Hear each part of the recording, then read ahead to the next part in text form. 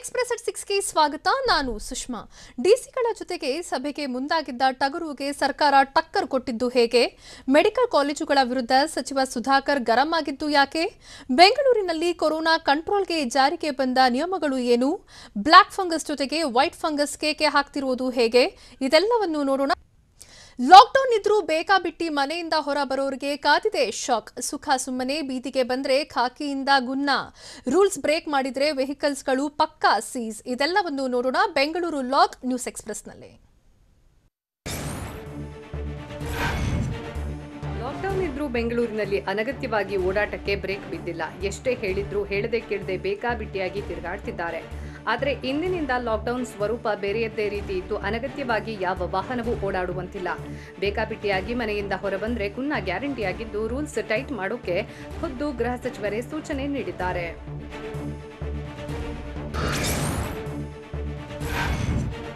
ಪೊಲೀಸರಿಗೆ ಗೃಹ ಸಚಿವ ಬಸವರಾಜ ಬೊಮ್ಮಾಯಿ ಖಡಕ್ ಎಚ್ಚರಿಕೆ ಕೊಟ್ಟಿದ್ದಾರೆ. ಅನಗತ್ಯವಾಗಿ ಓಡಾಡುವ ವಾಹನಗಳನ್ನು ಸೀಸ್ ಮಾಡಿ ವಾಹನಗಳ ಮಾಲೀಕರ ವಿರುದ್ಧ ಕೇಸ್ ದಾಖಲಿಸಿ ಅಂತ ಬೊಮ್ಮಾಯಿ ತಿಳಿಸಿದ್ದಾರೆ. ರಾಜ್ಯದಲ್ಲಿ ಕೊರೋನಾ ಕೇಸ್ ಜಾಸ್ತಿ ಆಗ್ತಾ ಇದ್ದು ಜನರು ಕೋವಿಡ್ ನಿಯಮ ಪಾಲನೆ ಮಾಡ್ತಿಲ್ಲ.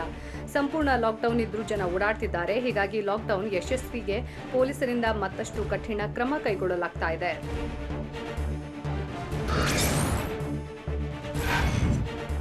ಗೃಹ ಸಚಿವರ ಖಡಕ್ ಸೂಚನೆ ಬೆನ್ನಲ್ಲೇ ಖಾಕಿ ಅಲರ್ಟ್ ಆಗಿದ್ದು ಬೆಂಗಳೂರಿನ ಗಲ್ಲಿ ಗಲ್ಲಿಯಲ್ಲೂ ಖಾಕಿ ರೌಂಡ್ಸ್ ಹಾಕ್ತಾ ಇದೆ. ಬೇಕಾಬಿಟ್ಟಿ ಹೊರಬಂದ್ರೆ ವಾಹನವು ಸೀಸ್, ನೀವು ಲಾಕ್ ಆಗ್ತೀರಿ.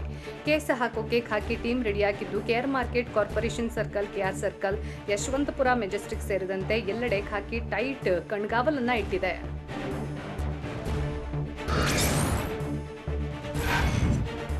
ಬೆಂಗಳೂರಲ್ಲಿ ಕೊರೋನಾ ಕೇಸ್ ಹೆಚ್ಚಾಗ್ತಾ ಇದ್ದಂತೆ ಪೊಲೀಸರು ಹೈ ಅಲರ್ಟ್ ಆಗಿದ್ದು ಕೈಯಲ್ಲಿ ಲಾಠಿ ಹಿಡಿದು ಮತ್ತೆ ಅಖಾಡಕ್ಕೆ ಇಳಿದಿದ್ದಾರೆ.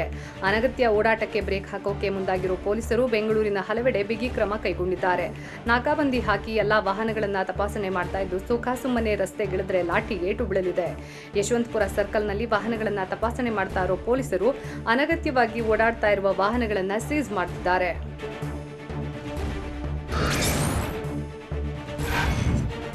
ಬೆಂಗಳೂರಿನಲ್ಲಿ ಕಠಿಣಾತಿ ಕಠಿಣ ಲಾಕ್ಡೌನ್ ರೂಲ್ಸ್ ಜಾರಿ ಮಾಡಲಾಗಿದೆ. ಬೆಂಗಳೂರು ಪೊಲೀಸ್ ಕಮಿಷನರ್ ಕಮಲ್ ಪಂತ್ ಆದೇಶದಂತೆ ಟೈಟ್ ಲಾಕ್ಡೌನ್ ಜಾರಿಗೊಳಿಸಲಾಗಿದೆ. ಬೆಂಗಳೂರಿನ ರಸ್ತೆಯಲ್ಲೂ ಪೊಲೀಸರು ಕಣ್ಗಾವಲಿಟ್ಟಿದ್ದು ರಾಜಧಾನಿಯ ಪ್ರಮುಖ ರಸ್ತೆಗಳಲ್ಲಿ ಪೊಲೀಸರು ಹೈ ಅಲರ್ಟ್ ಆಗಿದ್ದಾರೆ.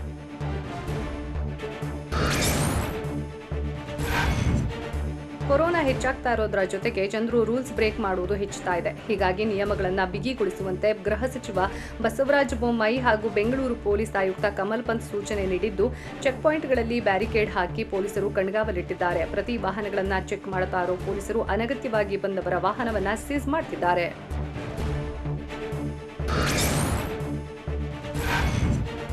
ಕೊರೋನಾಗೆ ಡೋಂಟ್ ಕೇರ್ ಅಂತ ಇರೋ ಬೆಂಗಳೂರಿನ ಜನ ಲಾಕ್ಡೌನ್ನಲ್ಲೂ ಬೇಕಾಬಿಟ್ಟಿಯಾಗಿ ಓಡಾಡ್ತಿದ್ದಾರೆ. ಹೀಗಾಗಿ ಬೆಂಗಳೂರಿನಲ್ಲಿ ನಿಯಮಗಳನ್ನು ಬಿಗಿಗೊಳಿಸಲಾಗಿದೆ. ಪೊಲೀಸರು ಹೈ ಅಲರ್ಟ್ ಆಗಿದ್ದು ಅನಾರೋಗ್ಯ, ತುರ್ತು ಸಂದರ್ಭ, ಗೂಡ್ಸ್ ವಾಹನ, ಕೊರೋನಾ ವಾರಿಯರ್ಸ್ ಸಂಚಾರಕ್ಕೆ ಮಾತ್ರ ಅವಕಾಶ ಕೊಡ್ತಿದ್ದಾರೆ.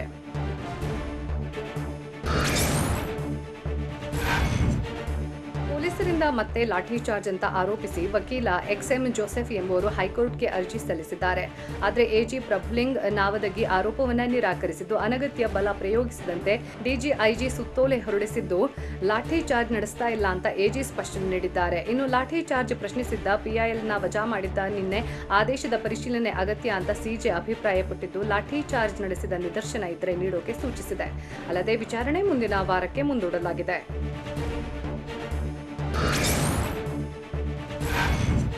ಲಾಕ್ಡೌನ್ ನಡುವೆ ಸಿಲಿಕಾನ್ ಸಿಟಿಯಲ್ಲಿ ವ್ಯಾಕ್ಸಿನ್ಗಾಗಿ ಮತ್ತೆ ಪರದಾಡುವ ಹಾಗಾಗಿದೆ. ವ್ಯಾಕ್ಸಿನ್ ಪಡೆಯೋಕೆ ಸಾಲುಗಟ್ಟಿ ನಿಂತ ನೂರಾರು ಜನ ಗಲಾಟೆ ಮಾಡ್ತಿದ್ದಾರೆ. KC ಜನರಲ್ ಆಸ್ಪತ್ರೆಯಲ್ಲಿ 2ನೇ ಡೋಸ್ಗೆ ನೂಕುನುಗ್ಗಲು ಉಂಟಾಗಿತ್ತು. ನೂರಾರು ಜನ ಸಾಲುಗಟ್ಟಿ ನಿಂತಿದ್ರು. ಹಿಂದಿನ ಬಾಗಿಲಿಂದ ಎಂಟ್ರಿ ಕೊಡ್ತಿದ್ರು. ಹೀಗಾಗಿ ಆಸ್ಪತ್ರೆಯಲ್ಲಿ ಗಲಾಟೆ ನಡೆದಿದ್ದು ಆಸ್ಪತ್ರೆ ಸಿಬ್ಬಂದಿ ವಿರುದ್ಧ ಸಾರ್ವಜನಿಕರು ಆಕ್ರೋಶ ವ್ಯಕ್ತಪಡಿಸಿದ್ರು. ಕೊನೆಗೆ ಆಸ್ಪತ್ರೆ ಹಿಂದಿನ ಬಾಗಿಲನ್ನ ಬಂದ್ ಮಾಡಿದ ಪೊಲೀಸರು ಜನರನ್ನ ನಿಯಂತ್ರಿಸೋಕೆ ಹರಸಾಹಸ ಪಟ್ಟಿದ್ದಾರೆ.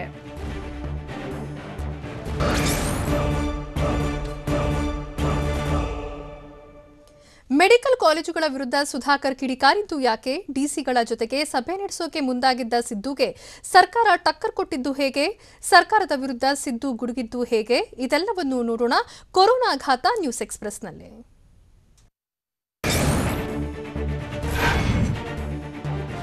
ರಾಜ್ಯದಲ್ಲಿ ಹೆಮ್ಮಾರಿ ಕೊರೋನಾ ಅಟ್ಟಹಾಸ ಮೆರೆದಿದೆ. ತುಮಕೂರಿನ ಮೆಡಿಕಲ್ ಕಾಲೇಜುಗಳ ವಿರುದ್ಧ ಆರೋಗ್ಯ ಸಚಿವ ಡಾಕ್ಟರ್ ಕೆ ಸುಧಾಕರ್ ತೀವ್ರ ಅಸಮಾಧಾನ ಹೊರಹಾಕಿದ್ರು. ತುಮಕೂರಿನ ಶ್ರೀದೇವಿ ಸಿದ್ಧಾರ್ಥ ಮೆಡಿಕಲ್ ಕಾಲೇಜುಗಳು ಕೋವಿಡ್ ನಿರ್ವಹಣೆಯಲ್ಲಿ ಸಂಪೂರ್ಣ ನಿರ್ಲಕ್ಷ್ಯ ವಿಫಲವಾಗಿದೆ. ತುಮಕೂರು ಜಿಲ್ಲೆಯನ್ನ ನಿರ್ಲಕ್ಷ್ಯ ಮಾಡಿದ್ದಾರೆ. ಇನ್ನು ಡೈರೆಕ್ಟರ್ ರೇಟ್ ಆಫ್ ಮೆಡಿಕಲ್ ಎಜುಕೇಷನ್ಗೆ ಹೇಳಿ ಮೆಡಿಕಲ್ ಕಾಲೇಜುಗಳ ವಿರುದ್ಧ ಕ್ರಮ ತೆಗೆದುಕೊಳ್ಳುವುದಾಗಿ ತುಮಕೂರಿನಲ್ಲಿ ಆರೋಗ್ಯ ಸಚಿವ ಡಾಕ್ಟರ್ ಕೆ ಸುಧಾಕರ್ ಹೇಳಿದ್ರು.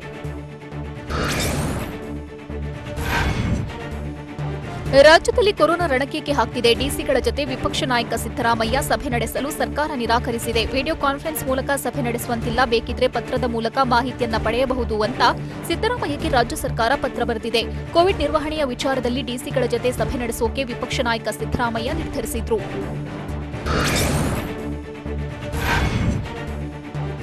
ರಾಜ್ಯದ ಜಿಲ್ಲಾಧಿಕಾರಿಗಳ ಜೊತೆ ವಿಪಕ್ಷ ನಾಯಕ ಸಿದ್ದರಾಮಯ್ಯ ಸಭೆ ನಡೆಸುವುದಕ್ಕೆ ಸರ್ಕಾರ ಬ್ರೇಕ್ ಹಾಕಿದೆ. ಈ ಬಗ್ಗೆ ಸರ್ಕಾರಕ್ಕೆ ಸಿದ್ದರಾಮಯ್ಯ ಪತ್ರ ಬರೆದಿದ್ದಾರೆ. ಜನವಿರೋಧಿ ಕೆಲಸವನ್ನ ಮುಂದುವರಿಸುವುದು ನಿಮ್ಮ ಸಿದ್ಧಾಂತ, ಹೀಗಾಗಿ ವಿಪಕ್ಷಗಳನ್ನ ನಿರ್ಬಂಧಿಸಲು ಹೊರಟಿದ್ದೀರಿ ಅಂತ ಆಕ್ರೋಶ ಹೊರಹಾಕಿದ್ದಾರೆ. ಅಲ್ಲದೆ ನಾನು ಡಿಸಿಗಳಿಗೆ ಆದೇಶ ನೀಡಲು ಸಭೆ ಕರೆದಿಲ್ಲ, ಹೇಗೆ ವ್ಯವಸ್ಥೆ ಮಾಡಿದ್ದಾರೆ ಎಂದು ತಿಳಿದುಕೊಳ್ಳಲು ಸಭೆ ನಡೆಸುವುದಕ್ಕೆ ನಿರ್ಧರಿಸಿದ್ದೆ. ಆದರೆ ಸರ್ಕಾರ ಅನುಮತಿ ನೀಡಿಲ್ಲ, ಇವರ ಹುಳುಕು ಮುಚ್ಚಿಕೊಳ್ಳಲು ಅನುಮತಿ ನೀಡುತ್ತಿಲ್ಲ, ತಪ್ಪನ್ನ ಮುಚ್ಚಿ ಹಾಕಲು ಪ್ರಯತ್ನ ಮಾಡ್ತಿದ್ದಾರೆ ಅಂತ ಬೆಂಗಳೂರಿನಲ್ಲಿ ವಿಪಕ್ಷ ನಾಯಕ ಸಿದ್ದರಾಮಯ್ಯ ವಾಗ್ದಾಳಿ ನಡೆಸಿದ್ರು.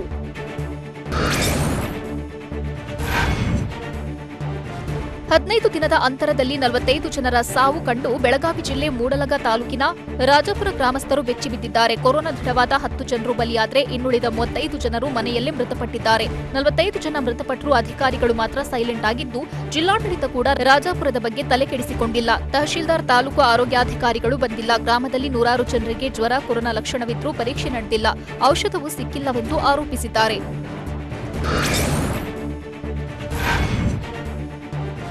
ಯಾದಗಿರಿಯಲ್ಲಿ ಕಂಪ್ಲೀಟ್ ಲಾಕ್ಡೌನ್ ಜಾರಿ ಮಾಡಿದ್ದು, ಅನಗತ್ಯವಾಗಿ ಓಡಾಡ್ತಿರೋ ವಾಹನಗಳನ್ನ ಪೊಲೀಸರು ಸೀಸ್ ಮಾಡ್ತಿದ್ದಾರೆ. ಹೀಗಾಗಿ ವ್ಯಕ್ತಿಯೊಬ್ಬರು ಮಗಳನ್ನ 8 ಕಿಲೋಮೀಟರ್ ಹೆಗಲ ಮೇಲೆ ಹೊತ್ತು ಬಂದಿದ್ದಾರೆ. ಮಗಳಿಗೆ ಜ್ವರ ಬಂದಿರೋದ್ರಿಂದ ಚಿಕಿತ್ಸೆಗಾಗಿ ಬಗಲಾಪುರದಿಂದ ಯಾದಗಿರಿ ಖಾಸಗಿ ಆಸ್ಪತ್ರೆಗೆ ಕರೆತಂದಿದ್ದಾರೆ. ಪೊಲೀಸರು ಬೈಕ್ ಸೀಸ್ ಮಾಡುವ ಭಯದಲ್ಲಿ ನಡೆದುಕೊಂಡೇ ಮರೇಪ್ಪ ಎಂಬಾತ ಬಂದಿದ್ದಾನೆ.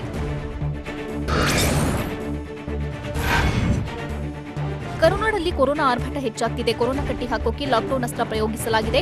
ಆದರೆ ಗದಗ ಜಿಲ್ಲೆ ನರಗುಂದ ತಾಲೂಕಿನ ಬನಹಟ್ಟಿ ಗ್ರಾಮದಲ್ಲಿ ಕೋವಿಡ್ ನಿಯಮ ಉಲ್ಲಂಘಿಸಿ ಓಕಳಿ ಆಚರಿಸಿದ್ರು. ಬನಹಟ್ಟಿ ಗ್ರಾಮದಲ್ಲಿ ಕೊರೋನಾ ವೈರಸ್ ಬಾಂಬ್ ಸ್ಫೋಟಗೊಳ್ಳೋ ಆತಂಕ ಹೆಚ್ಚಾಗಿದೆ. ಹೀಗಾಗಿ ಬನಹಟ್ಟಿ ಗ್ರಾಮ ಸಂಪೂರ್ಣ ಸೀಲ್ ಡೌನ್ ಮಾಡಿ ಆದೇಶಿಸಲಾಗಿದೆ. ಗ್ರಾಮದಲ್ಲಿ ಪ್ರತಿಯೊಬ್ಬರಿಗೂ ಕೋವಿಡ್ ಪರೀಕ್ಷೆ ಮಾಡ್ತೀವಿ ಅಂತ ಟಿವಿ9ಗೆ ನರಗುಂದ ತಹಶೀಲ್ದಾರ್ ಅಮರವಾದಗಿ ಮಾಹಿತಿ ನೀಡಿದ್ರು. ಮಹಾಮಾರಿ ಕೊರೋನಾಗೆ ಮತ್ತೊಂದು ಲಸಿಕೆ ರೆಡಿಯಾಗ್ತಿದ್ದು, ಮಕ್ಕಳ ಪಾಲಿಗೆ ಸಂಜೀವಿನಿಯಾಗಲಿದೆ. ಬೆಳಗಾವಿಯಲ್ಲಿ ಜೀವನ್ ರೇಖಾ ಆಸ್ಪತ್ರೆಯಲ್ಲಿ ಮಕ್ಕಳ ಮೇಲೆ ಝೈಕೋಟಿ ಪ್ರಯೋಗ ಮಾಡುತ್ತಿದ್ದು, ಝೈಡಸ್ ಕ್ಯಾಡಿಲಾ ಕಂಪನಿ ವ್ಯಾಕ್ಸಿನ್ ಅಭಿವೃದ್ಧಿಪಡಿಸಿದೆ. 12 ರಿಂದ 18 ವರ್ಷದೊಳಗಿನ 20 ಮಕ್ಕಳ ಮೇಲೆ ಪ್ರಯೋಗ ಮಾಡಿದ್ದು, ಯಾವ ಮಕ್ಕಳ ಮೇಲೂ ಅಡ್ಡ ಪರಿಣಾಮ ಬೀರಿಲ್ಲ ಎಂದು ಜೀವನ್ ರೇಖಾ ಆಸ್ಪತ್ರೆ ನಿರ್ದೇಶಕ ಡಾಕ್ಟರ್ ಅಮಿತ್ ಭಾತೆ ಮಾಹಿತಿ ನೀಡಿದ್ದಾರೆ.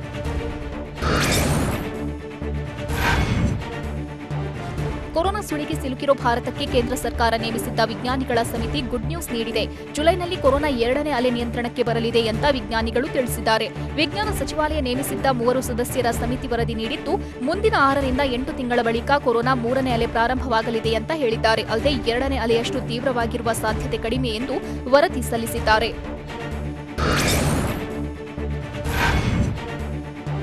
ಮನೆಯಲ್ಲೇ ಕೊರೋನಾ ಟೆಸ್ಟ್ಗೆ ಐಸಿಎಂಆರ್ ಗ್ರೀನ್ ಸಿಗ್ನಲ್ ನೀಡಿದ್ದು, ಕೋವಿಸೆಲ್ ಫನ್ನೋ ಟೆಸ್ಟ್ ಕಿಟ್ಗೆ ಮಾನ್ಯತೆ ನೀಡಿದೆ. ಮೂಗಿನ ದ್ರವ ಸಂಗ್ರಹಿಸುವ ಉಪಕರಣ, ಎಕ್ಸ್ಟ್ರಾಕ್ಷನ್ ಟ್ಯೂಬ್, ಒಂದು ಟೆಸ್ಟ್ ಕಾರ್ಡ್ ಹೊಂದಿರುವ ಪೌಚ್ ಈ ಕಿಟ್ನಲ್ಲಿ ಇರಲಿದೆ. ಟೆಸ್ಟ್ ಕಿಟ್ನಲ್ಲಿ ನೀಡಿರುವ ಯೂಸರ್ ಮ್ಯಾನ್ಯುವಲ್ ನೋಡಿ ಪರೀಕ್ಷೆ ಮಾಡಬಹುದಾಗಿದ್ದು, ಇದಕ್ಕಾಗಿ ಹೋಮ್ ಟೆಸ್ಟಿಂಗ್ ಎಂಬ ಮೊಬೈಲ್ ಆಪ್ ರಿಲೀಸ್ ಮಾಡಲಾಗಿದೆ. ಆಪ್ನಲ್ಲಿ ಟೆಸ್ಟಿಂಗ್ ಬಗ್ಗೆ ಗೈಡ್ ಮಾಡಲಿದ್ದು, ಪಾಸಿಟಿವ್ ಮತ್ತು ನೆಗೆಟಿವ್ ರಿಪೋರ್ಟ್ ಮೊಬೈಲ್ ಆಪ್ನಲ್ಲೇ ಸಿಗುತ್ತೆ.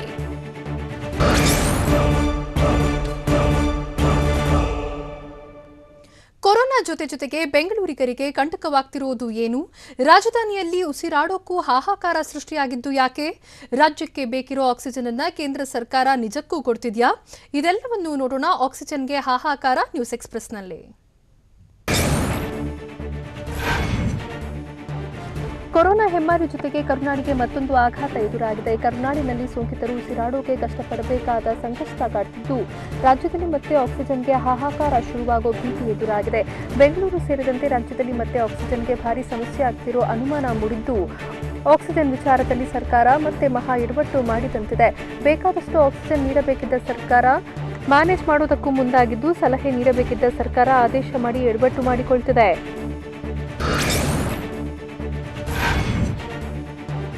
ಆಕ್ಸಿಜನ್ ಹಾಹಾಕಾರಕ್ಕೆ ಸರ್ಕಾರವೇ ಕಾರಣವಾಗುವ ಆತಂಕ ಎದುರಾಗಿದೆ.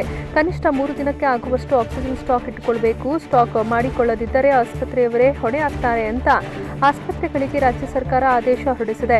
ಆಕ್ಸಿಜನ್ ಕೊರತೆಗೆ ಆಸ್ಪತ್ರೆಯನ್ನೇ ಹೊಣೆ ಮಾಡೋಕೆ ಸರ್ಕಾರ ಪ್ಲಾನ್ ಮಾಡಿದ್ದು, ಸರ್ಕಾರದ ಈ ಆದೇಶದಿಂದ ಒಳ್ಳೆಯದಕ್ಕಿಂತ ಆಪತ್ತೆ ಹೆಚ್ಚಾಗಿದೆ. ಸ್ಟಾಕ್ ಇಟ್ಟುಕೊಳ್ಬೇಕು ಅಂದ್ರೆ ಸೋಂಕಿತರಿಗೆ ಚಿಕಿತ್ಸೆ ಸಿಗೋದು ಕಷ್ಟವಾಗಲಿದ್ದು, ಮೊದಲೇ ಸೂಚನೆ ಕೊಟ್ಟರೂ ಆಸ್ಪತ್ರೆಯವರು ಕೇಳಿಲ್ಲ ಅಂತ ಸರ್ಕಾರ ಜಾರಿಕೊಳ್ಳಬಹುದಾಗಿದೆ.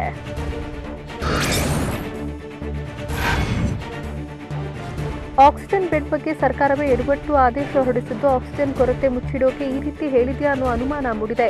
ರಾಜ್ಯಕ್ಕೆ ಪ್ರಸ್ತುತ ಆಕ್ಸಿಜನ್ ಅವಶ್ಯಕತೆ ತುಂಬಾ ಇದೆ, ಆದರೆ ರಾಜ್ಯಕ್ಕೆ ಕೇಂದ್ರದಿಂದ ನಿರೀಕ್ಷಿತ ಮೊತ್ತದಲ್ಲಿ ಆಕ್ಸಿಜನ್ ಸಪ್ಲೈ ಇಲ್ಲ. ಹೈಕೋರ್ಟ್ ಚಾಟಿ ಬೀಸಿದ ಬಳಿಕ ಒಂದು ಹಂತಕ್ಕೆ ಕೇಂದ್ರ ಸರ್ಕಾರ ಆಕ್ಸಿಜನ್ ಪೂರೈಕೆ ಮಾಡ್ತಿದೆ. ಸದ್ಯ ಗ್ರಾಮೀಣ ಭಾಗದಲ್ಲೂ ಸೋಂಕು ಏರಿಕೆ ಆಗ್ತಿರೋದ್ರಿಂದ ಆತಂಕ ಹೆಚ್ಚಾಗಿದ್ದು, ಬೆಂಗಳೂರಿನಲ್ಲಿ ಮತ್ತೆ ಆಕ್ಸಿಜನ್ ಕೊರತೆಯ ಭೀತಿ ಎದುರಾಗಿದೆ. ಸಿಲಿಕಾನ್ ಸಿಟಿ ಬೆಂಗಳೂರಿನಲ್ಲಿ ಕೊರೋನಾ ಸೋಂಕಿತರು ಆಕ್ಸಿಜನ್ಗಾಗಿ ಪರದಾಡುತ್ತಿದ್ದು, ಬೇಕಾದಷ್ಟು ಆಕ್ಸಿಜನ್ ಪೂರೈಕೆಯಾಗದಿದ್ದರೆ ದೊಡ್ಡ ಅಪಾಯ ಕಟ್ಟಿಟ್ಟ ಬುತ್ತಿಯಾಗಿದೆ. ಬೇಕಾದಷ್ಟು ಆಕ್ಸಿಜನ್ ಸಿಗದಿದ್ದರೆ ಬೆಂಗಳೂರಿನಲ್ಲಿ ದೊಡ್ಡ ದುರಂತ ಎದುರಾಗಲಿದೆ. ಸದ್ಯ ರಾಜ್ಯಕ್ಕೆ 700ರಿಂದ 800 ಮೆಟ್ರಿಕ್ ಟನ್ ಆಕ್ಸಿಜನ್ ಪೂರೈಕೆ ಆಗ್ತಿದೆ ಅಂತ ಹೇಳಲಾಗ್ತಿದೆ. ಆದರೆ ಇನ್ನೂ ಹೆಚ್ಚು ಕೃತಕ ಆಕ್ಸಿಜನ್ ಕರ್ನಾಟಕಕ್ಕೆ ಬೇಕಿದ್ದು, ಬೇಕಾದಷ್ಟು ಆಕ್ಸಿಜನ್ ಸಪ್ಲೈ ಆಗದಿದ್ದರೆ ಬಹುದೊಡ್ಡ ಆಪತ್ತು ಕಾದಿದೆ.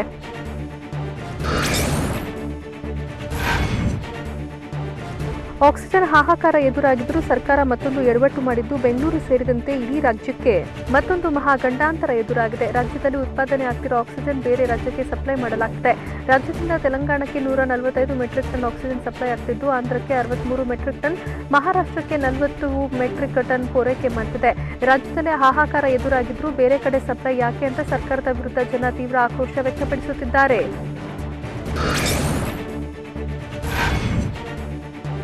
ಕೇಂದ್ರ ಸರ್ಕಾರ ಕರ್ನಾಟಕಕ್ಕೆ ಬೇಡಿಕೆಗಿಂತ ಕೇಂದ್ರ ಸರ್ಕಾರದಿಂದ ಕಡಿಮೆ ಆಕ್ಸಿಜನ್ ಪೂರೈಕೆ ಮಾಡುತ್ತಿದೆ.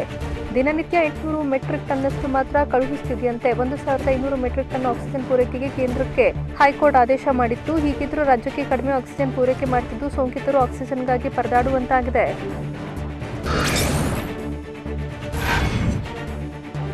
ರಾಜ್ಯದಲ್ಲಿ ಉತ್ಪಾದಿಸುವ ಆಕ್ಸಿಜನ್ ಇಲ್ಲೇ ಬಳಕೆಗೆ ಕೇಂದ್ರ ಸರ್ಕಾರ ಒಪ್ಪಿಗೆ ನೀಡುವ ಸಾಧ್ಯತೆ ಇದ್ದು, 2 ದಿನಗಳಲ್ಲಿ ಕೇಂದ್ರ ಅಧಿಕೃತ ಆದೇಶ ಹೊರಡಿಸುವ ಭರವಸೆ ಇದೆ. ಜೊತೆಗೆ ರಾಜ್ಯಕ್ಕೆ ಇನ್ನೂ ಹೆಚ್ಚಿನ ಆಮ್ಲಜನಕ ನಿಗದಿಗೊಳಿಸುವ ನಿರೀಕ್ಷೆ ಇದೆ.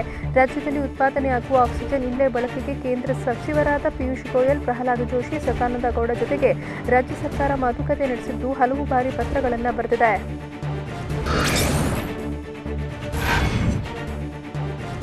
ರಾಜ್ಯಕ್ಕೆ ನಿತ್ಯ 1400ರಿಂದ 1700 ಮೆಟ್ರಿಕ್ ಟನ್ನಷ್ಟು ಆಕ್ಸಿಜನ್ ಅವಶ್ಯಕತೆ ಇದೆ.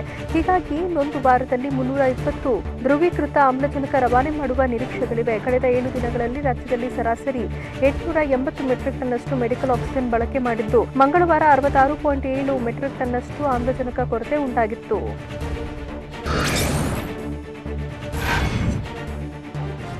ಚಿತ್ರದುರ್ಗದ ಜಿಲ್ಲಾ ಕೋವಿಡ್ ಆಸ್ಪತ್ರೆಯಲ್ಲಿ ಆಕ್ಸಿಜನ್ ಕೊರತೆ ಎದುರಾಗಿದೆ. ಆಕ್ಸಿಜನ್ ಟ್ಯಾಂಕ್ನಲ್ಲಿ ಆಕ್ಸಿಜನ್ ಖಾಲಿಯಾಗಿದೆ. ಜಂಬೋ ಸಿಲಿಂಡರ್ ಮೂಲಕ ಹೈಫ್ಲೋ ಆಕ್ಸಿಜನ್ ಪಡೆಯುತ್ತಿದ್ದ ಕೋವಿಡ್ ಸೋಂಕಿತರು ಆಕ್ಸಿಜನ್ ಸಿಗದೆ ನರಳಾಡುತ್ತಿದ್ದಾರೆ. ಆಕ್ಸಿಜನ್ ಕೊರತೆಯಿಂದ ಕೋವಿಡ್ ರೋಗಿಗಳು, ಸಂಬಂಧಿಕರು ಆತಂಕಕ್ಕೆ ಒಳಗಾಗಿದ್ದು, ಆಕ್ಸಿಜನ್ ಟ್ಯಾಂಕರ್ ಬರ್ತಿದೆ ಅಂತ ಅಧಿಕಾರಿಗಳು ಸಬೂಬು ಹೇಳ್ತಿದ್ದಾರೆ.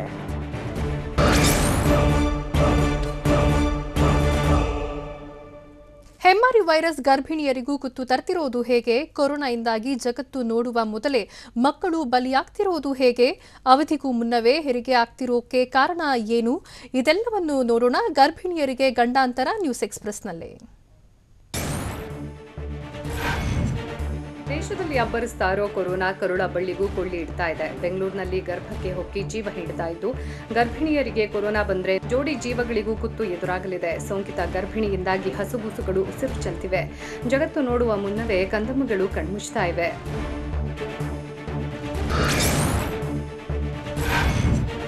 ಕೊರೋನಾದಿಂದಾಗಿ ಗರ್ಭಿಣಿಯರ ಗರ್ಭಕ್ಕೂ ಕುತ್ತು ಎದುರಾಗಿದೆ. ಹೆಮ್ಮಾರಿ ಅಟ್ಟಹಾಸದಿಂದಾಗಿ ಗರ್ಭಿಣಿಯರಿಗೆ ಗಂಡಾಂತರಗಳ ಸರಮಾಲೆ ಎದುರಾಗಿದ್ದು, ತೀವ್ರ ಆತಂಕ ಮೂಡಿಸಿದೆ. ಕೊರೋನಾ 2ನೇ ಅಲೆಯಲ್ಲಿ 3 ತಿಂಗಳ ಗರ್ಭಿಣಿಯರಿಗೆ ಹೆಚ್ಚಾಗಿ ಗರ್ಭಪಾತವಾಗ್ತಾ ಇದೆ.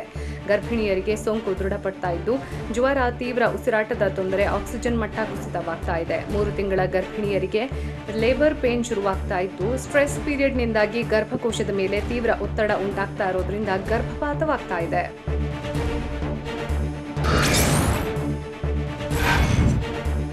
ಕೊರೋನಾದಿಂದ ಸೋಂಕಿತ ಗರ್ಭಿಣಿಯರಿಗೆ ಅವಧಿಗೂ ಮುನ್ನವೇ ಹೆರಿಗೆಯಾಗ್ತಾ ಇದೆ. 7 ತಿಂಗಳು 8 ತಿಂಗಳು ಗರ್ಭಿಣಿಯರಿಗೆ ಹೆರಿಗೆಯಾಗ್ತಾ ಇದ್ದು ಸೋಂಕಿತ ಗರ್ಭಿಣಿಯರಿಗೆ ತೀವ್ರ ಉಸಿರಾಟದ ತೊಂದರೆಯಾಗ್ತಾ ಇದೆ. ಅಲ್ಲದೆ ಗರ್ಭಿಣಿಯರಿಗೆ ಶ್ವಾಸಕೋಶದ ಮೇಲೆ ಒತ್ತಡ ಹೆಚ್ಚಾಗ್ತಾ ಇದ್ದು ಉಸಿರಾಡೋಕೆ ತೊಂದರೆಯಾಗಿ ಹೆರಿಗೆ ನೋವು ಕಾಣಿಸಿಕೊಳ್ತಾ ಇದೆ. ಕೊರೋನಾದಿಂದ ತಾಯಿ ಮಗುವಿನ ಜೀವಕ್ಕೆ ಸಂಚಕಾರ ಎದುರಾಗ್ತಾ ಇದ್ದು ಅನಿವಾರ್ಯವಾಗಿ ಅವಧಿಗೂ ಮುನ್ನ ಹೆರಿಗೆಯಾಗ್ತಾ ಇದೆ.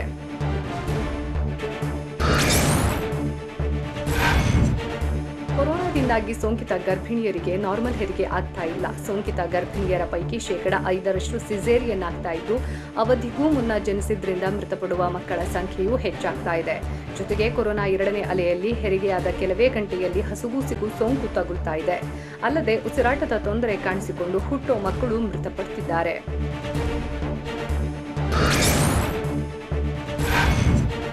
ಕೊರೋನಾ 2ನೇ ಅಲೆಯಲ್ಲಿ ಗರ್ಭಿಣಿಯರ ಲಂಗ್ಸ್ಗೆ ಹೊಡೆತ ಬೀಳ್ತಾ ಇದೆ. ಲಂಗ್ಸ್ಗೆ ತೊಂದರೆಯಾಗ್ತಾ ಇರೋ ಕಾರಣಕ್ಕಾಗಿ ಗರ್ಭಿಣಿಯರ ಸಾವು ಹೆಚ್ಚಾಗ್ತಾ ಇದೆ.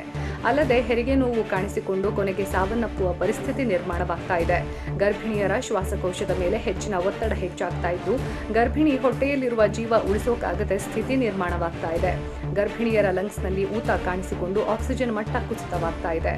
ಇದರಿಂದ ತಾಯಿ ಮತ್ತು ಮಗುವಿನ ಸಾವಿನ ಸಂಖ್ಯೆ ಜಾಸ್ತಿ ಆಗ್ತಾ ಇದೆ.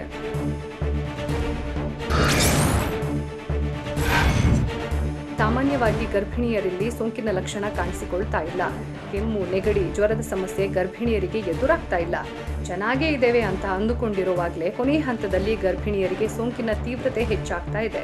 ಕೋವಿಡ್ ಟೆಸ್ಟ್ ಮಾಡಿಸಿದಾಗ ಗರ್ಭಿಣಿಯರಿಗೆ ಸೋಂಕು ದೃಢವಾಗ್ತಾ ಇದ್ದು ಆರಂಭಿಕ ಸೋಂಕಿನ ಲಕ್ಷಣ ಕಾಣದೆ ಏಕಾಏಕಿ ಸಮಸ್ಯೆ ಹೆಚ್ಚಾಗಿ ಸೋಂಕಿನ ತೀವ್ರತೆಯಿಂದ ಹಸುಗೂಸುಗಳು ಮೃತಪಡುವ ಸ್ಥಿತಿ ನಿರ್ಮಾಣವಾಗ್ತಾ ಇದೆ.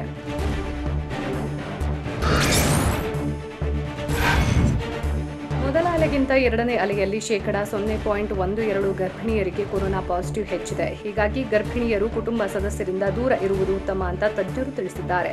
ಅಲ್ಲದೆ ಗರ್ಭಿಣಿಯರು ಕಾಯಿಸಿ ಆರಿಸಿದ ನೀರನ್ನ ಕುಡಿಯಬೇಕು, ದಿನಕ್ಕೆ 2 ಬಾರಿ ಸ್ಟೀಮ್ ತೆಗೆದುಕೊಳ್ಳಬೇಕು, ಸ್ವಲ್ಪ ಜ್ವರ ಕಾಣಿಸಿಕೊಂಡ್ರೂ ವೈದ್ಯರನ್ನ ಭೇಟಿ ಮಾಡಬೇಕು ಅಂತ ಸಲಹೆ ನೀಡಿದ್ದಾರೆ.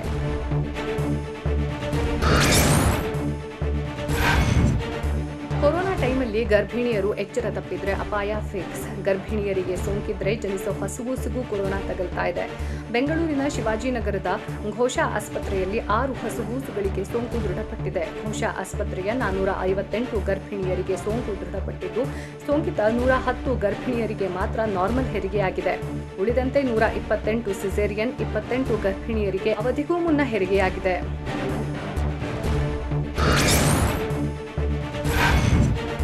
ಬೆಂಗಳೂರಿನಲ್ಲಿ ಮಾತ್ರವಲ್ಲ ಜಿಲ್ಲೆಯಲ್ಲೂ ಗರ್ಭಿಣಿಯರಿಗೆ ಕಂಟಕ ಎದುರಾಗಿದ್ದು ಜಿಲ್ಲೆಗಳ ಗರ್ಭಿಣಿಯರ ಸೋಂಕಿನ ರಿಪೋರ್ಟ್ ಬೆಚ್ಚಿ ಬೀಳಿಸ್ತಾ ಇದೆ. ಚಿಕ್ಕಬಳ್ಳಾಪುರದಲ್ಲಿ ಇದುವರೆಗೂ 252 ಗರ್ಭಿಣಿಯರಿಗೆ ಕೊರೋನಾ ಪಾಸಿಟಿವ್ ಬಂದಿದ್ದು 2 ಮೃತಪಟ್ಟಿದ್ದಾರೆ. ಇನ್ನು 2ನೇ ಅಲೆಯಲ್ಲಿ ಮೈಸೂರಿನಲ್ಲಿ ಒಟ್ಟು 104 ಗರ್ಭಿಣಿಯರಿಗೆ ಸೋಂಕು ತಗುಲಿದ್ದು 60 ನಾರ್ಮಲ್ ಡೆಲಿವರಿ, 44 ಸಿಸೇರಿಯನ್ ಆಗಿದೆ. ಕೊಪ್ಪಳ, ಕೋಲಾರ, ತುಮಕೂರು, ಬಾಗಲಕೋಟೆಯಲ್ಲೂ ಗರ್ಭಿಣಿಯರಿಗೆ ಕೊರೋನಾ ಇನ್ನಿಲ್ಲದಂತೆ ಕಾಡ್ತಾ ಇದೆ.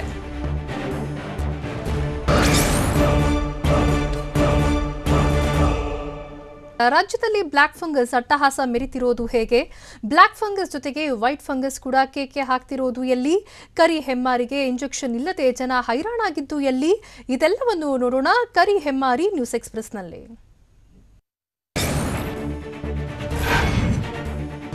ಕೊರೋನಾ ಜೊತೆಗೆ ಬ್ಲ್ಯಾಕ್ ಫಂಗಸ್ ರಾಜ್ಯದ ಜನರಿಗೆ ಡಬಲ್ ಶಾಕ್ ಕೊಡುತ್ತಿದೆ. ಇದರ ಮಧ್ಯೆ ಬೆಂಗಳೂರಿನ ಬೌರಿಂಗ್ ಆಸ್ಪತ್ರೆಯಲ್ಲಿ ಬ್ಲ್ಯಾಕ್ ಫಂಗಸ್ಗೆ ನೀಡುವ ಇಂಜೆಕ್ಷನ್ ಖಾಲಿಯಾಗಿದ್ದು ಮತ್ತೊಂದು ಆಘಾತ ನೀಡಿದೆ. ಬೆಂಗಳೂರಿನ ಬಹುತೇಕ ಆಸ್ಪತ್ರೆಯಲ್ಲಿ ಬ್ಲ್ಯಾಕ್ ಫಂಗಸ್ ಚಿಕಿತ್ಸೆಗೆ ಬೇಕಾದ ಇಂಜೆಕ್ಷನ್ ಇಲ್ಲ. ಹೀಗಾಗಿ ಸೂಕ್ತ ಚಿಕಿತ್ಸೆ ಸಿಗದೆ ಬ್ಲ್ಯಾಕ್ ಫಂಗಸ್ಗೆ ತುತ್ತಾದವರು ಪರದಾಡ್ತಿದ್ದಾರೆ. ಬೆಂಗಳೂರಿನ ಬೌರಿಂಗ್ ಆಸ್ಪತ್ರೆಯಲ್ಲಿ 16 ಜನ ಬ್ಲ್ಯಾಕ್ ಫಂಗಸ್ ರೋಗಿಗಳು ದಾಖಲಾಗಿದ್ದು ಓರ್ವ ಬ್ಲ್ಯಾಕ್ ಫಂಗಸ್ ರೋಗಿಗೆ ದಿನವೊಂದಕ್ಕೆ 40 ರಿಂದ 50 ಇಂಜೆಕ್ಷನ್ ಬೇಕಾಗಿದೆ. ಆದರೆ ಆಸ್ಪತ್ರೆಯಲ್ಲಿ 100 ಡೋಸ್ ಇಂಜೆಕ್ಷನ್ ಮಾತ್ರ ಇದ್ದು ಇಬ್ಬರಿಗೆ ಮಾತ್ರ ಸಾಕಾಗ್ತಾ ಇದೆ. ರಾಜ್ಯ ಸರ್ಕಾರ 1050 ಇಂಜೆಕ್ಷನ್ ಖರೀದಿ ಮಾಡಿದ್ದು ಈ ಪೈಕಿ ಕಳೆದ ಶನಿವಾರ ಕೇವಲ 450 ಇಂಜೆಕ್ಷನ್ ಮಾತ್ರ ಬಂದಿದೆ. ಬ್ಲ್ಯಾಕ್ ಫಂಗಸ್ ಚಿಕಿತ್ಸೆಗೆ ರಾಜ್ಯದಲ್ಲಿ ಇಂಜೆಕ್ಷನ್ ಕೊರತೆ ಎದುರಾಗಿದೆ. ಈ ಬಗ್ಗೆ ಟಿವಿ9ಗೆ ಕರ್ನಾಟಕ ರಾಜ್ಯ ವೈದ್ಯಕೀಯ ಸರಬರಾಜು ನಿಗಮದ ವ್ಯವಸ್ಥಾಪಕ ನಿರ್ದೇಶಕಿ ಲತಾ ಕುಮಾರಿ ಹೇಳಿಕೆ ನೀಡಿದ್ದು 1050 ವಯಲ್ಸ್ ಪೈಕಿ ಮೈಲಾನ್ ಕಂಪನಿಯಿಂದ ಶನಿವಾರ 450 ವಯಲ್ಸ್ ಬಂದಿದೆ. ಕೇಂದ್ರದಿಂದ ಬ್ಲ್ಯಾಕ್ ಫಂಗಸ್ಗೆ ಯಾವುದೇ ಔಷಧ ಬಂದಿಲ್ಲ ಅಂತ ತಿಳಿಸಿದ್ದಾರೆ. ಅಲ್ಲದೆ ರಾಜ್ಯ ಸರ್ಕಾರದ ನಿರ್ದೇಶನದಂತೆ ಇಂಜೆಕ್ಷನ್ ಖರೀದಿ ಮಾಡುತ್ತೇವೆ ಎಂದು ಹೇಳಿದ್ದಾರೆ. ಬೆಂಗಳೂರು ಬೆನ್ನಲ್ಲೇ ಕಲಬುರಗಿಗೆ ಕರಿಮಾರಿ ಕಾಲಿಟ್ಟಿದ್ದು ಜಿಲ್ಲೆಯಲ್ಲಿ ಬ್ಲಾಕ್ ಫಂಗಸ್ ಹಾವಳಿ ಹೆಚ್ಚಾಗ್ತಾ ಇದೆ. ಡೆಡ್ಲಿ ಕಪ್ಪು ಶಿಲೀಂಧ್ರದ ಅಬ್ಬರ ಜೋರಾಗಿದ್ದು ಒಂದೇ ವಾರದಲ್ಲಿ 12 ಜನರಿಗೆ ಬ್ಲಾಕ್ ಫಂಗಸ್ ದೃಢಪಟ್ಟಿದೆ. ಕಲಬುರಗಿ ನಗರದ ಖಾಸಗಿ ಮತ್ತು ಜಿಮ್ಸ್ ಆಸ್ಪತ್ರೆಯಲ್ಲಿ ರೋಗಿಗಳಿಗೆ ಚಿಕಿತ್ಸೆ ನೀಡ್ತಾ ಇದ್ದು ಇಂಜೆಕ್ಷನ್ ಸಿಗದೆ ಪರದಾಡ್ತಾ ಇದ್ದಾರೆ. ಕಲಬುರಗಿಗೆ ಇನ್ನೂ ಇಂಜೆಕ್ಷನ್ ತಲುಪದೇ ಇರೋದ್ರಿಂದ ಕಳೆದ 5 ದಿನಗಳಿಂದ ಸಂಕಷ್ಟಕ್ಕೆ ಸಿಲುಕಿದ್ದಾರೆ.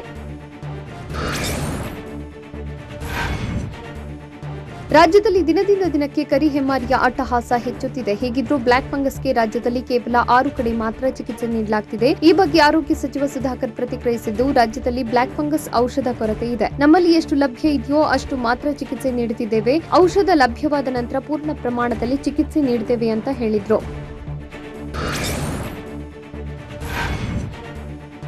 ರಾಜ್ಯದಲ್ಲಿ ಬ್ಲಾಕ್ ಫಂಗಸ್ಗೆ ಕೇವಲ 6 ವಿಭಾಗಗಳಿಗೆ ಆಗುವಷ್ಟು ಮಾತ್ರ ಔಷಧ ಲಭ್ಯವಿದೆ ಅಂತ ಆರೋಗ್ಯ ಸಚಿವ ಸುಧಾಕರ್ ತಿಳಿಸಿದ್ದಾರೆ. ಬೆಂಗಳೂರಿನಲ್ಲಿ ಮಾತನಾಡಿದ ಅವರು, ಮುಂದಿನ ದಿನಗಳಲ್ಲಿ ಎಲ್ಲಾ ಜಿಲ್ಲಾ ಕೇಂದ್ರಗಳಲ್ಲಿ ಚಿಕಿತ್ಸೆ ನೀಡುತ್ತೇವೆ ಎಂದು ಸ್ಪಷ್ಟಪಡಿಸಿದರು. ಅಲ್ಲದೆ ನಾವು ಕೇಂದ್ರ ಸರ್ಕಾರಕ್ಕೆ ಔಷಧ ಆರ್ಡರ್ ಮಾಡಿದ್ದೇವೆ, ಆದರೆ ಅದು ಸಮರ್ಪಕವಾಗಿ ಬಂದಿಲ್ಲ ಅಂತ ಪರೋಕ್ಷವಾಗಿ ಅಸಮಾಧಾನ ವ್ಯಕ್ತಪಡಿಸಿದರು. ಬ್ಲಾಕ್ ಫಂಗಸ್ ಔಷಧಿ ಕೊರತೆ ಬಗ್ಗೆ ಸಚಿವ ಸುಧಾಕರ್ ಒಪ್ಪಿಕೊಂಡಿದ್ದಾರೆ. ಬ್ಲಾಕ್ ಫಂಗಸ್ಗೆ ತುತ್ತಾದ ರೋಗಿಗಳಿಗೆ 40 ರಿಂದ 50 ವಯಲ್ಸ್ ಔಷಧದ ಅಗತ್ಯವಿದೆ. ಆದರೆ ಸದ್ಯ ರಾಜ್ಯದಲ್ಲಿ ಔಷಧಕ್ಕೆ ಕೊರತೆ ಉಂಟಾಗಿದ್ದು ಒಬ್ಬರಿಗೆ 50 ವಯಲ್ಸ್ ಕೊಡಬೇಡಿ ಅಂತ ನಾನು ವೈದ್ಯರಿಗೆ ಹೇಳಿದ್ದೇನೆ ಅಂತ ಆರೋಗ್ಯ ಸಚಿವ ಸುಧಾಕರ್ ತಿಳಿಸಿದ್ದಾರೆ. ಅಲ್ಲದೆ ಮುಂದಿನ ದಿನಗಳಲ್ಲಿ ಫಂಗಸ್ ಜಾಸ್ತಿಯಾಗಬಹುದು, ಹೀಗಾಗಿ ನಿಯಂತ್ರಣಕ್ಕೆ ಸಮಿತಿ ವರದಿ ಕೊಟ್ಟಿದೆ ಎಂದು ಸುಧಾಕರ್ ತಿಳಿಸಿದರು.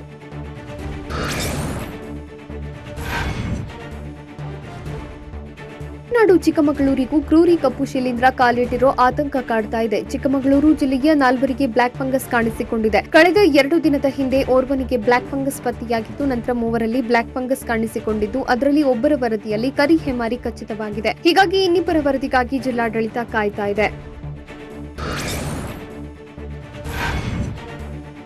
ಬ್ಲಾಕ್ ಫಂಗಸ್ ಪತ್ತೆಗೆ ದೆಹಲಿಯ ಏಮ್ಸ್ ಮಾರ್ಗಸೂಚಿ ಹೊರಡಿಸಿದೆ. ಕೊರೋನಾದಿಂದ ಚೇತರಿಸಿಕೊಂಡ ರೋಗಿಗಳಲ್ಲಿ ಬ್ಲಾಕ್ ಫಂಗಸ್ ಕಾಣಿಸಿಕೊಳ್ಳುತ್ತೆ. ಮೂಗಿನಲ್ಲಿ ಕಿರಿಕಿರಿ, ತಲೆನೋವು, ಕಣ್ಣಿನ ನೋವು, ಕಣ್ಣಿನ ಸುತ್ತಲೂ ಊತ, ಡಬಲ್ ದೃಷ್ಟಿ ಕಳೆದುಕೊಳ್ಳುವುದು ಬ್ಲಾಕ್ ಫಂಗಸ್ ಲಕ್ಷಣಗಳು ಎಂದು ಏಮ್ಸ್ ಆಸ್ಪತ್ರೆಯು ತನ್ನ ಮಾರ್ಗಸೂಚಿಯಲ್ಲಿ ಹೇಳಿದೆ.